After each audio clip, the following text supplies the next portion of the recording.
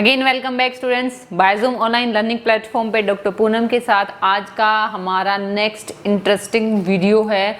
और ये जो टॉपिक है क्लास +1 का एक्सक्रीटरी प्रोडक्ट एंड वेस्ट वाले चैप्टर के अंदर से है। और इसमें हम डिस्कस कर रहे हैं Krebs Henseleit cycle, urea cycle, ornithine cycle. So इस वीडियो के अंदर रियल में हम ये देखेंगे कि यूरिया कैसे बनती है, यूरिया कहाँ बनती है, क्या क्या एंजाइम होते हैं यूरिया के अंदर, और यूरिया के बनने के प्रोसेस में साइड प्रोडक्ट्स क्या क्या निकलते हैं। सो ये सब कुछ इस वीडियो के अंदर हम डिस्कस करने वाले हैं। 5 मिनट के अंदर हमें यूरिया साइकिल को कंप्लीट करना है। सो सबसे पहले हम ये डिस्कस करते हैं कि यूरिया साइकिल कहाँ होती है, यूरिया साइकिल कैसे होती है, और यूरिया साइकिल का बनने का रीजन क्या है। ओके, सो जो यूरिया साइकिल है, अगर मैं सबसे पहले बताऊं, यूरिया को रिमूव करने वाले ऑर्गेनिज्म क्या होते हैं? They are ureotelic. Okay, and this process is known as ureotelism. Clear? Okay, urea बनती क्या है? पहले अगर हम फॉर्मूला पे देखें तो यूरिया का फॉर्मूला है NH2CONH2। क्लियर?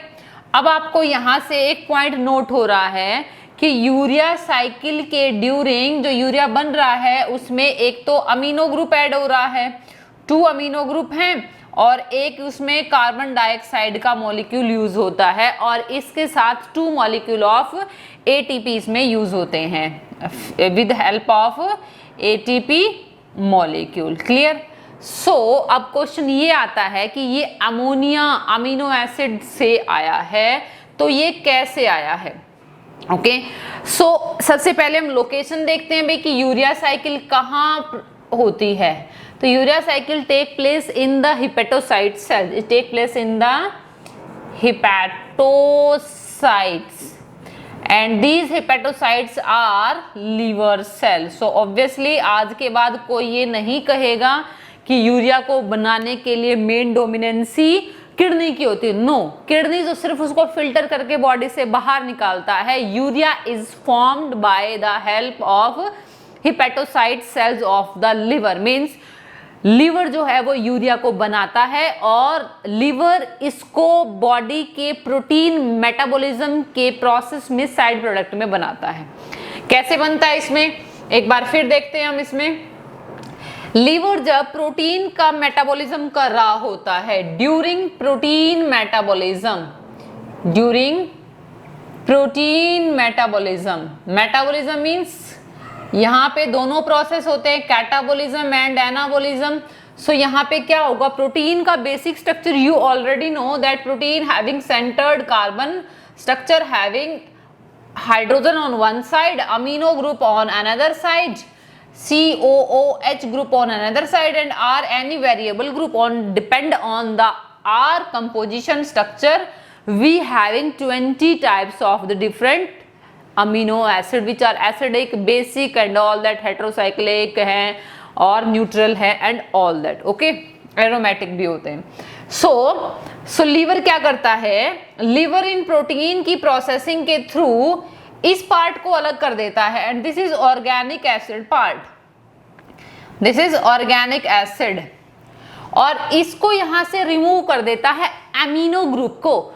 और लिवर जब अमीनो एसिड में से अमीनो ग्रुप को रिमूव करता है, द प्रोसेस इज डीअमाइनेशन। तो इसका मतलब during the processing of the amino acid of protein in hepatocyte cells, the removed group amino group of protein amino acid undergo the urea cycle formation. So इसी से हमें जो liver है वो urea बनाता है। ओके, तो urea cycle is take place during the protein metabolism and it occur into the liver hepatocyte cells. अब हम आते हैं हिपेटोसाइट सेल्स के ऊपर कि हिपेटोसाइट सेल्स में ये कैसे होता है।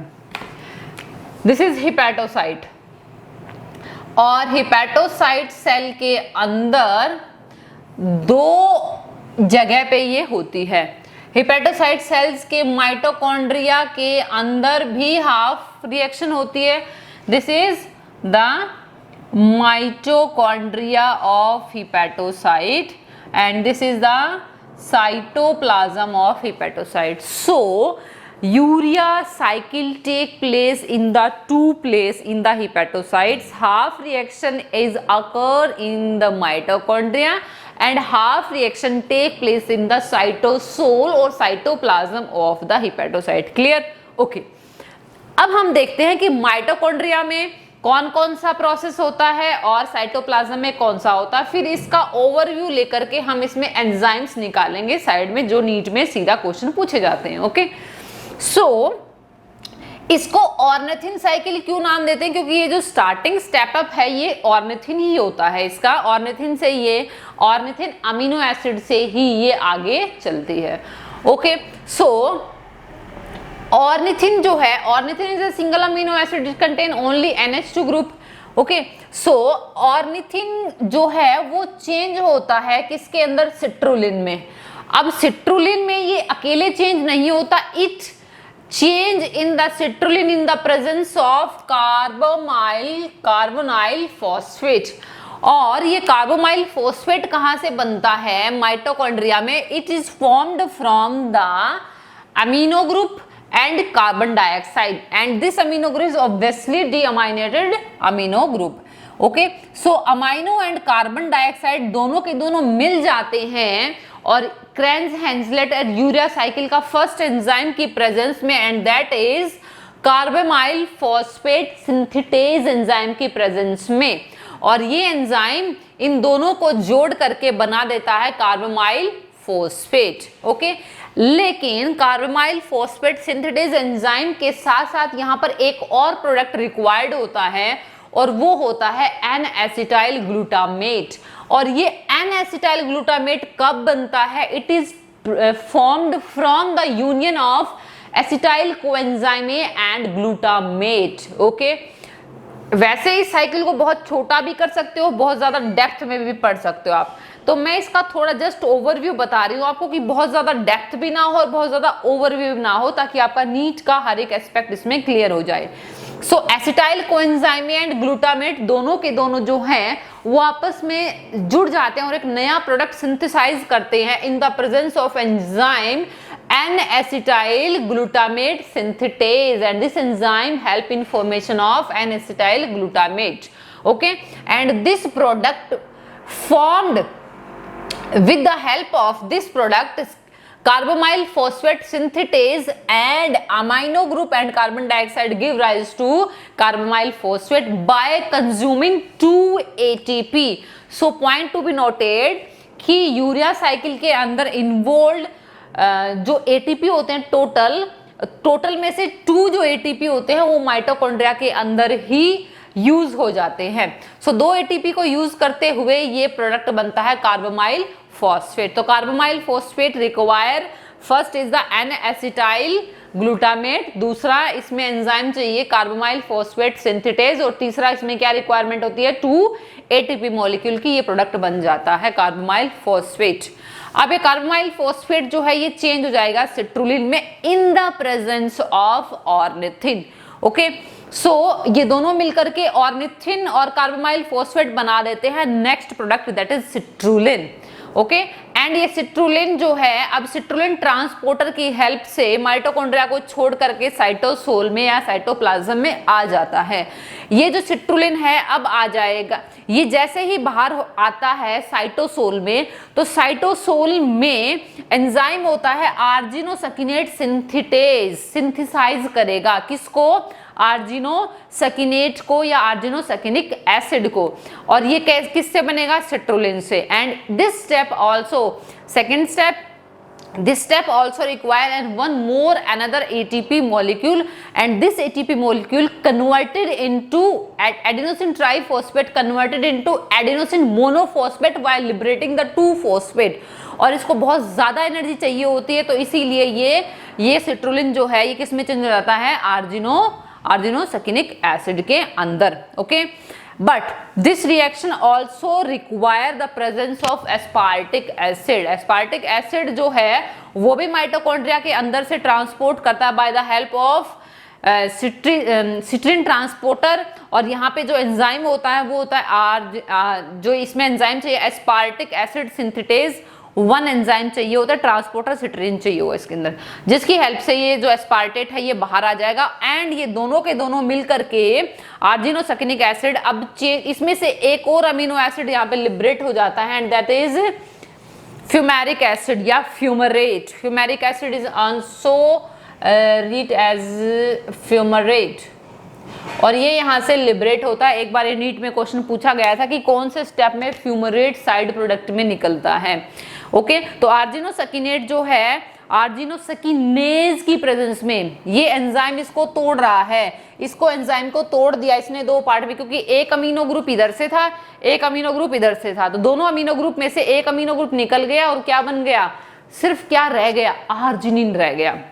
ओके, सो ये जो आर्जिनिन है, अब ये आर्जिनिन नेक्स्ट चेंज हो जाएगा आरजी किसके, इन the presence of enzyme arginase. ये भी क्वेश्चन पूछा गया था कि यूरिया जब बनती है उस प्रोसेस में कौन सा एंजाइम चाहिए होता है and that is a arginase enzyme. तो ये आर्जिनेज एंजाइम इस आर्जिनिन को क्या कर देगा, तोड़ देगा अगेन ऑर्निथिन के अंदर एंड ये यहां से लिबरेट होती है urea by the combining with water. Okay, और यहाँ पर इस आर्जिनिन को अंदर की साइड ट्रांसपोर्ट करने के लिए होते हैं ऑर्निथिन ट्रांसपोर्टर, क्योंकि ये जो आर्जिनिन धीरे धीरे ऑर्निथिन में कन्वर्ट हो जाएगा, इधर से यूरिया लिबरेट हो जाती है and this is the ornithine transporter की हेल्प से ऑर्निथिन अगेन माइटोकॉन्ड्रिया के अंदर एंटर कर जाता है। क्लियर, तो ये 5 स्टेप हो गए। अब हम इसके अंदर यहाँ पर प्रेजेंट एंजाइम्स को डिस्कस करते हैं कि कौन कौन से एंजाइम है। एंजाइम को याद करने का 5 स्टेप का आप फॉर्मूला याद रखिएगा, COAAA,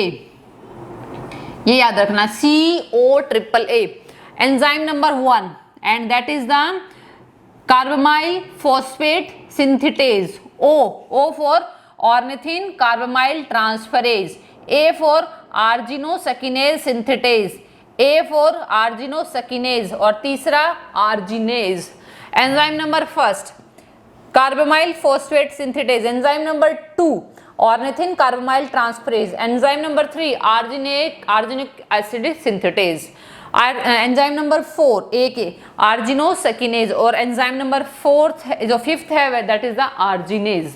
सो आर्जिनेज स्टेप वाला एंजाइम जो है वो ऐसा स्टेप है जिसमें जो आर्जिनिन है वो अगेन ऑर्निथिन में चेंज होकर के यूरिया को यहाँ से लिबरेट कर देता है साइटोसोल के अंदर और यहाँ से ऑर्निथिन अगेन एंटर कर जाता है किसके अंदर, माइटोकॉन्ड्रिया के अंदर। सो ये एंजाइम का वाला जो स्टेप प्रोसेस है ये याद रखिएगा, बट नोट करना यहाँ पे ये जो मैंने एक्स्ट्रा स्टेप बताया है ये बहुत सारी बुक्स में नहीं दिया होता है and it also require another enzyme that is the NAGS and this NAG is an acetyl glutamate synthetase enzyme जो एन एसिटाइल ग्लूटामेट को बनाता है और यही की प्रेजेंस में क्या बनता है, कार्बामाइल फॉस्फेट बनता है। क्लियर भाई।